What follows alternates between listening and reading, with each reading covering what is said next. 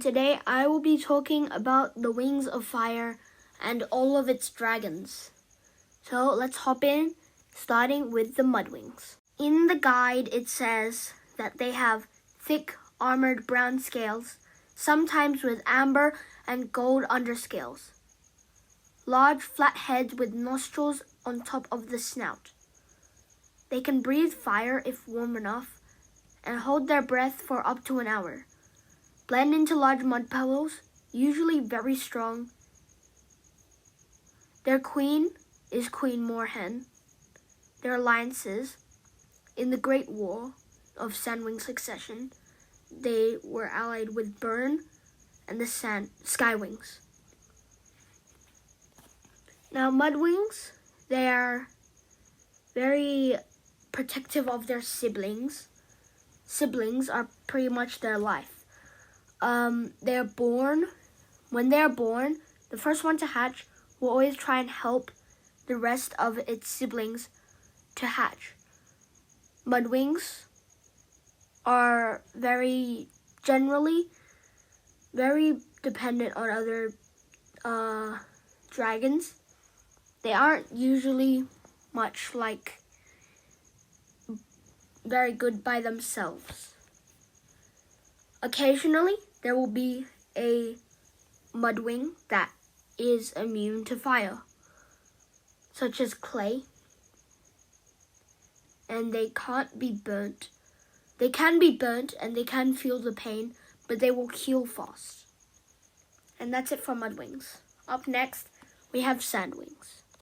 In the guide, sandwings, their description, they are pale gold or with white scales, the color of desert sand, poisonous bobtail and forked black tongues. Their abilities is that they can survive for a long time without water, poison enemies with the tips of their tails like scorpions, bury themselves for camouflage in the desert sand, and they can breathe fire whenever they want. In the War of Sandwing Succession, after Queen Oasis died, they didn't have a queen, and it was broken up into the 3 sisters, Burn, Blister, and Blaze. This is where the Great War of Sandwing Succession starts. Is the 3 sisters fighting for the crown. So their alliances in the war was Burn fought alongside Skywings and Mudwings. Blister was allied to the Seawings, and Blaze has the support of most Sandwings as well as an alliance with the Icewings. Now, Sandwings some of them are very easily tricked. Most of them are very good because their barbed tails are very fearful and can strike fear in many. Sandwings, they also are very power hungry. They really like being in the sense of power, and they don't really like being controlled. And now moving on to these Skywings. Skywings are the typical type of dragon you would see in your average dragon book. They are just the ones that have red, gold, orange scales, and they have big wings, and they're very big. They can breathe fire whenever they want. They're very good at flying and very good at fighting. Their queen is Queen Scarlet, and they're allied with Burn and the Mudwings in the Great War. Now, Skywings, they have the biggest reputation for having Queen Scarlet, who is very, very mean. She has an arena, and in the arena, she forces other dragons that she's kidnapped from other tribes to fight, and Burn sometimes comes over there for the entertainment. So, Skywings are pretty mean. The Skywings, Queen Scarlet has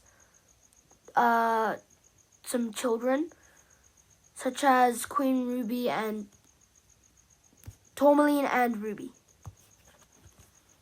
And that's it for the sky wings. Now we're going into sea wings. In the guide, it says sea wings are blue or green with aquamarine scales. They have webs between their claws to help them swim and gills on their necks so they can breathe underwater. They can glow in the dark. They have glow-in-the-dark stripes on their tails, snouts, and underbellies. These are usually made so that they can speak their underwater language called aquatic. This is because when they're underwater, it's very hard to communicate with your mouth because you won't be able to hear. So they use their stripes, illuminating in different patterns, to make words. They can breathe underwater, see in the dark, and create huge waves with one splash of their powerful tails. And they are very good at swimming. But for some reason, they don't like rain. Their queen is Queen Coral, and they are currently allied with Blister in the Great War. Sea wings are very scared often. They have a line of animus dragons. And sea wings, often if they are royal, they have special patterns on their wings or something, where to show that they're royal often. They have two palaces, the Summer Palace and the Deep Palace, and the old one in the island, which has been destroyed. And that's it for sea wings. Now on to rain wings. Rain wings. In the guide, it says their scales constantly shift colors and are usually bright like birds of paradise, with prehensile tails. They can use camouflage.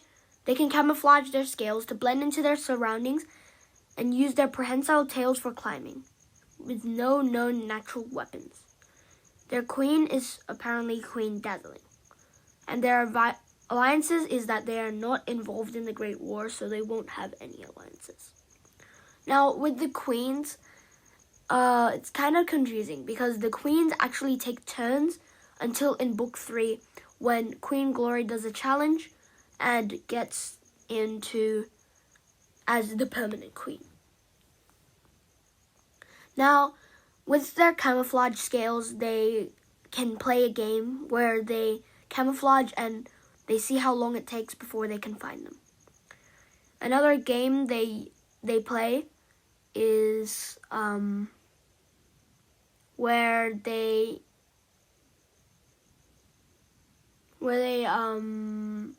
pick fruit, and they only eat fruit, rain wings. They won't eat meat. They have natural weapons, actually, and they are venom spitting from their mouths. And now onto ice wings. In the guide, it says ice wings have silvery scales like the moon or pale blue like ice, rigid claws to grip the ice, forked blue tongues, and tails narrow to a whip-thin end. Their abilities is that they can withstand sub-zero temperatures and bright light, and can exhale a deadly freezing breath. Their queen is Queen Glacier. They are currently allied with Blaze and most of the sandwings in the Great Wall. Now, the ice wings aren't actually made out of ice, but they are very suited to ice, and most dragons in their territory won't be able to survive because it's too cold, but they can survive it. They have rankings in their kingdom where there are 7 circles, and whatever you do can raise you or lower you. They have a deadly freezing breath which can pretty much kill any dragon in seconds. Now, the Queen Glacier is helping Blaze and have an alliance where if the ice wings won with Blaze would let them take some of the land. And that's it for the Ice Wings. Up next, Night Wings, the mysterious tribe. Now, Night Wings are very, very weird, and they are hard to explain without spoiling too much of the story.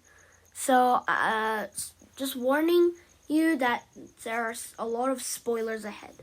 Okay, so Night Wings, they have purplish black scales and scattered silver scales on the underside of their wings. They're like a night sky full of stars and have forked black tongues. Their enemy is the Ice Wings, and the Ice Wings hate them back. They can breathe fire, disappear into dark shadows, read minds, and foretell the future. Their queen is Queen Battle Winner, who has her throat had an ice wing that breathed fire breath down, and she has to sit in lava or else she will die.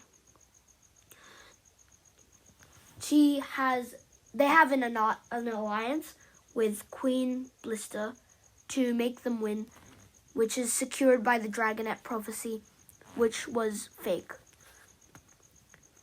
Nightwings used to have no animus dragons until Prince Octic and Foe Slayer bred and made Darkstalker, who now has Icewing hybrid but with animus powers.